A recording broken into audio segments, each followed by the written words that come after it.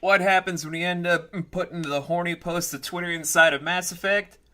Well, you end up with some animations that I'm not gonna get into because y'all don't really need that. Go see Jesus.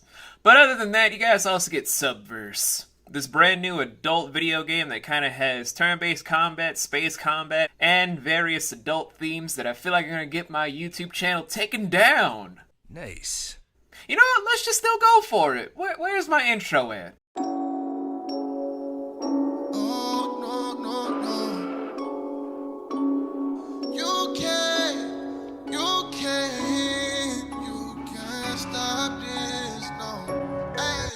I know that this is my destiny. I was at my lowest, he saw the best of me. All of my doubts are the rest in peace. Buried them deep in the leg, I can work with the rest of me. Yes, I am blessed, never stress, disconnect from all my demons. They can never get the best of me. Truly blessed to be It's been something trying to get this whole entire thing after just playing it for about 2 days after its release day. And let's just start jumping into some small requirements for what makes a property, shall we?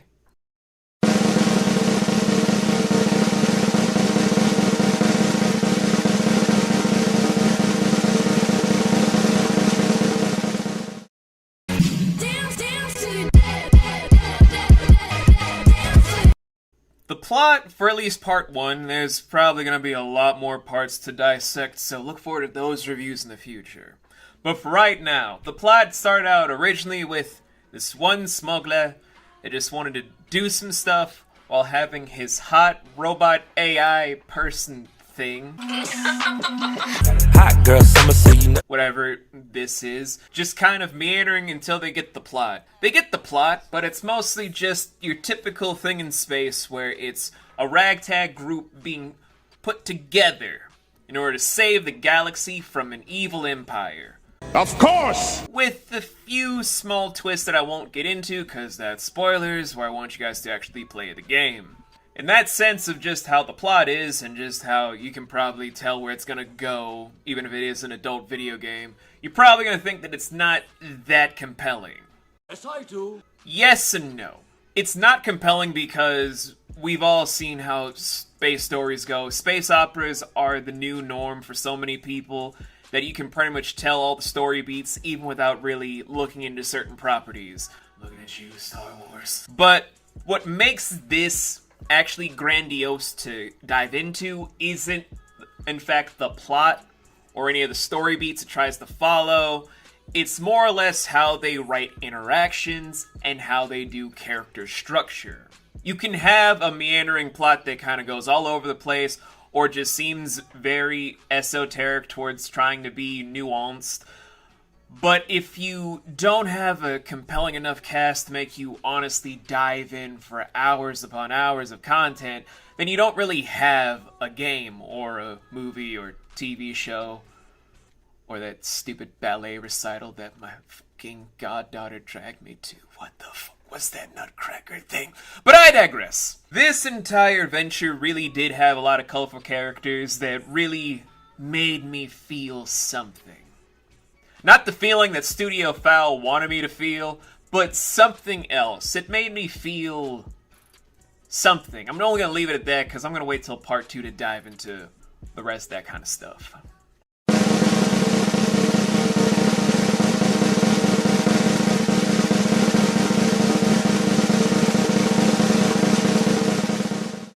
You gotta walk up in the club barefooted. I like that booty. You know where to put it. The cast is way too large to get into, so I'm just going to focus on at least the main person of the captain and his right-hand navigator of Demi. The captain is a total fucking degenerate. That is it and that is all. But the fact that he has acted so brilliantly makes it seem like it was, I would say, Han Solo mixed with whatever kind of frat boy douchebag that you could think of, but makes it work. The fact that it's just this one random rogue with his own version of Chewbacca, only kind of sexy, it's a little bit odd in places. It's basically what would happen if Commander Shepard were to not become a robot, but instead just put on a gas mask, went to Dorohedoro, and was just like, hey kids, you wanna go on some adventures? And then all of a sudden he ends up with a bunch of very, very, very sexually active women and a pot-smoking You know, this game is odd. But I'm not gonna forget about you, Demi. God knows I can't forget about you. The titular mascot character for this entire franchise at this point, the entire epitome for what many people considered the greatest sexual AI character since Cortana. This is, it's a little odd to really dive into Demi since her character is literally, I'm the navigator character, I'm the one that spouts the exposition, I'm also the one that's trying to be both the straight man and the bottom bitch in the story. So what is there to really enjoy about her in just those grand strokes? Well, again, it all goes back to acting. You can't really have your own computerized character without them having some semblance of being interesting. Look at Edie from the Mass Effect franchise, and then look at Demi. A lot of different parallels about how these two could simultaneously be equally interesting in their own universes, but in a sense where Demi feels like she has a lot more buried secrets than what Edie has. I would love to go into more about that kind of stuff, but again, I'm going to wait till both, one, a lot of people play this game first, and two, we get that part two, because I don't really want to get into a bunch of other stuff that I'm kind of theorizing, so we're just going to not really touch on that stuff just yet. But if I were to go to the whole entire cast, it would mostly just be sexy tiefling, hot doctor with a monster fetish, and the rest are kind of just wow. That's all I have to say. Just wow. Normally I don't do theming when it comes to space operas, but right now I have the flu, so let's just be a little crazy. At its best, this entire game can kind of go into weird themes about what it means to have free will, as well as just what it means to have absolute autonomy within your sphere of influence. Sir, are you okay? I'm a little messed up. Having that whole sense of freedom for like the common man is a bigger struggle, while the autonomy is for the ruling parties at large as well. These two differentiating ideals can be somewhat different and somewhat clashing, while overall just being cataclysmic as a whole. When you have the freedom of mankind always at a standstill thanks to many different monarchies, look at any point in history ever, including my own home country. It all goes back into what happens when you build up so much of a bad rapport that there's nothing left to do but to be on the constant offensive because they want their own freedoms as well.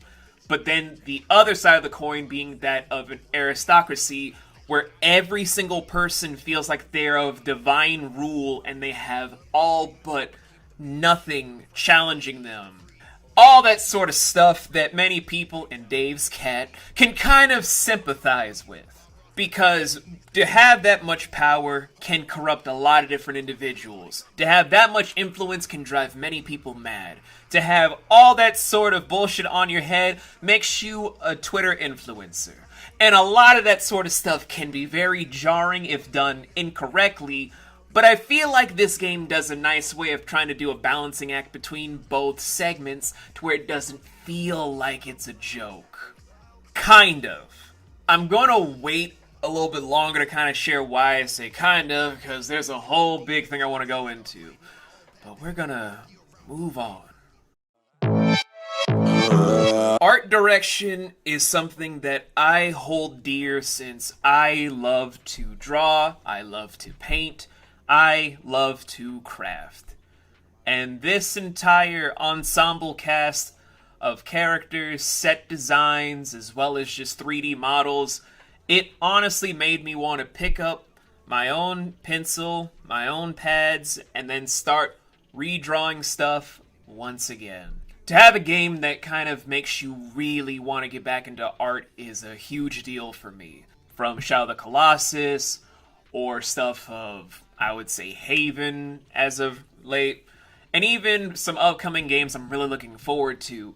There are so many different nuanced things that I am enjoying and loving from how it is on an art scale that I can't get enough of this, and I really hope that whatever Studio FOW makes next, it follows suit on being just as pretty. And who knows? Maybe I'll cover that stuff too. Just none of their animations. Please no, I like my YouTube channel. None of the animations, please. Overall, for part 1, I would say it's a decent game. Like, is it worth being the talk of the town? Personally, I don't know. It's weird. I don't really touch adult games for reviews for this reason, because many different people want to say it's a nice escapism, it's nice fap material, it's great for the actors in general to just do this sort of stuff, kind of like Honey Pop. But for me, it's like, I don't know. I want good games from all different sides of life, whether it's for the adult franchise, for just like, here's your fat material, or for just the regular consumer base that many people consume, just the non-fat material. But I feel like no one really looks at the internet enough to say that everything is fat material. Hello, Lady Dimitrescu. So, it's an oddball hashmakaj kind of thing. I don't know what to really say. I don't really know how to feel. I'm just kind of like, I want more to make up my mind. That's all I kind of want thanks to part 1. I want more to make up my mind about how I feel about this game. Is it great? Is it awful? Is it mediocre? Is it superb? Is it just me liking it because I only know 2 of the VAs in this game on a kind of more personal level? Or do I just kind of give it a whole entire shake my head feel, even with the people I know in this game? I need more to kind of get a better perspective on this thing. So, whenever there's more to this game being released, I'll do some updated reviews, so look forward to that if you guys really want to. Or just let Studio FOW know. Just give me like a small heads up. I'll buy a copy of whatever's going on and just see what the fuck's going on. I might even try streaming it on some site that would support me playing an adult game. I don't know. We'll see. Fuck around, see what happens. I'm gonna go lay it down. This is probably not good for me. Boy, you crazy!